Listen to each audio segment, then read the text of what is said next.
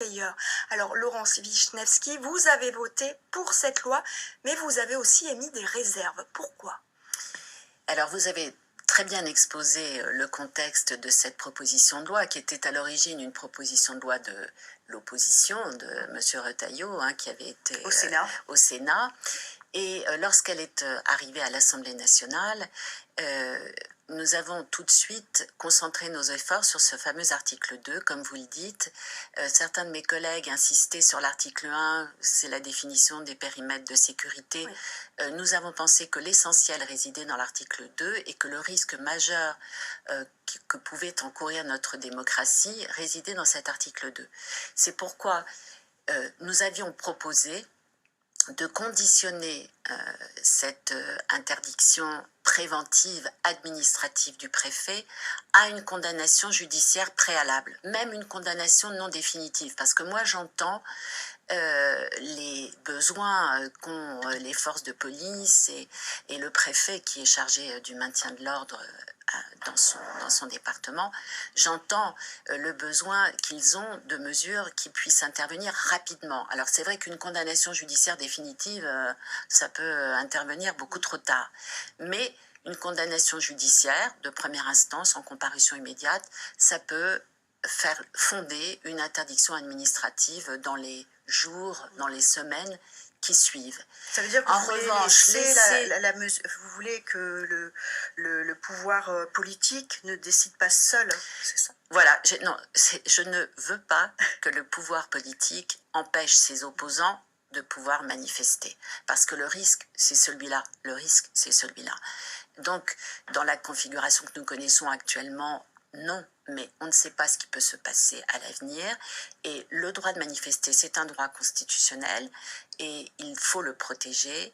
Et on ne doit pas laisser au préfet la seule appréciation de la dangerosité d'un individu. Il faut qu'il y ait eu au préalable une intervention d'un juge judiciaire. Je suis tout à fait consciente et je souhaite, je suis consciente de toutes ces violences, de tous ces casseurs qui ont occasionné énormément de dommages aux personnes et aux biens pendant toutes ces manifestations que l'on a connues, et nous devons lutter contre ces casseurs. Et il faut des mesures pour lutter contre ces casseurs, il faut s'adapter. On connaît des manières de manifester tout à fait inédites qu'on ne connaissait pas par le passé.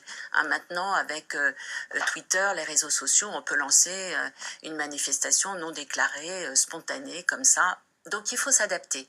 Mais la limite, c'est de ne pas donner à l'autorité administrative la possibilité d'apprécier seule une dangerosité et de prononcer une interdiction sans qu'il y ait eu l'intervention du juge judiciaire au préalable. Donc ça, c'était notre proposition. Et alors le 23 février, pour la première fois, Clermont-Ferrand a été la cible de casseurs, les casseurs qui ont vraiment dominé les gilets jaunes. Certains gilets jaunes ont même quitté la manifestation devant ces violences. Et le président de la République, il a souhaité donc répondre, dénoncer ces violences qui n'ont pas lieu qu'à Clermont-Ferrand.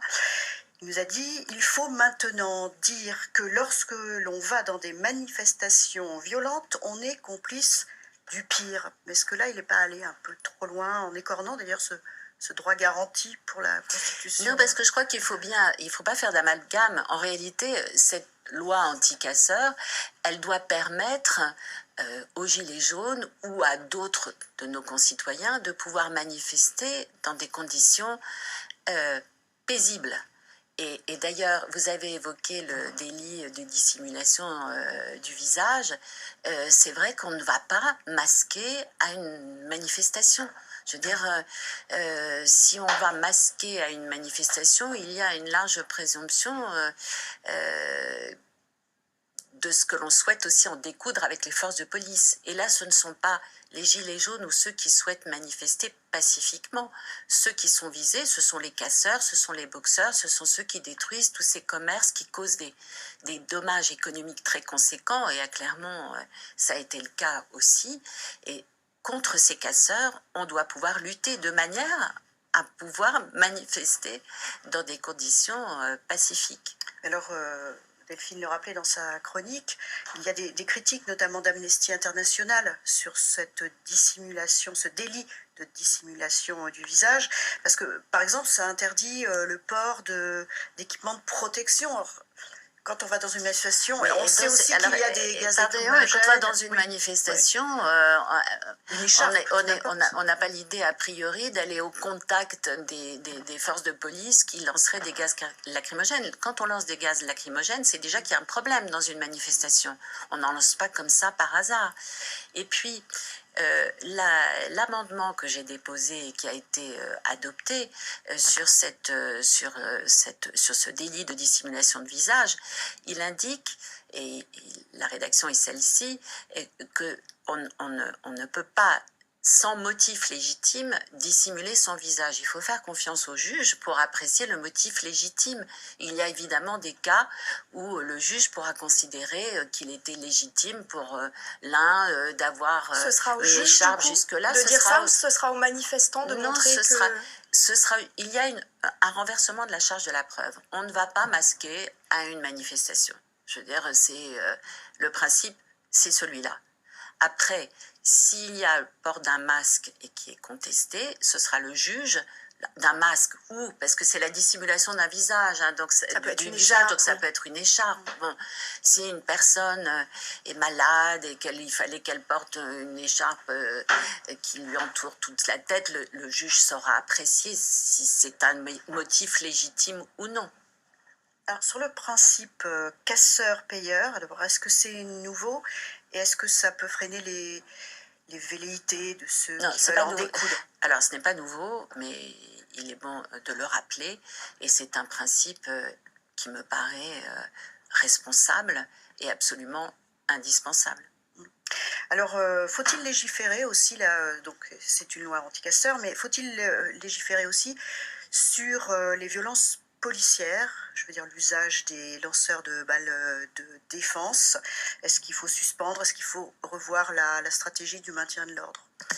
Alors, légiférer, vous savez, chaque fois qu'il y a une difficulté, on dit il faut légiférer, et après on dit mais on a 10 fois trop de textes, ce qui est exact. En réalité, on a déjà beaucoup de textes, et les violences policières sont réprimées et font l'objet d'enquêtes, évidemment. Et donc, il n'y a pas de sujet là-dessus. Je ne crois pas qu'il soit nécessaire de légiférer plus avant. En revanche, réfléchir à la doctrine du maintien de l'ordre, sans doute, faut-il à nouveau évaluer cette doctrine de maintien de l'ordre, mais d'ailleurs je crois que le ministre de l'Intérieur estime cette évaluation aussi nécessaire, et de la même manière qu'il fallait s'adapter à de nouveaux types de manifestations, sans doute faut-il aussi adapter notre doctrine de maintien de l'ordre. Et sur le parcours de cette loi anti-casseurs, c'est-à-dire que le texte va repartir au Sénat, le Sénat qui semble donc prêt à adopter cette loi. Quel est le parcours et le calendrier? Cette loi a été déjà adoptée en commission par le Sénat, et donc adoptée de façon conforme. Alors, pour expliquer à nos téléspectateurs, ça veut dire que les sénateurs ont accepté la version qui avait été discutée par l'Assemblée nationale. Alors, ça n'est pas terminé parce qu'il y a maintenant le vote en hémicycle, mais il semblerait que cette loi puisse être votée de façon conforme, même en hémicycle, par le Sénat. Ce qui signifie que la dernière étape sera le Conseil constitutionnel pour apprécier si ce fameux article 2, tel qu'il aura été voté, est constitutionnel ou non, comme les autres articles d'ailleurs de ce texte. Alors, à peine le grand débat terminé,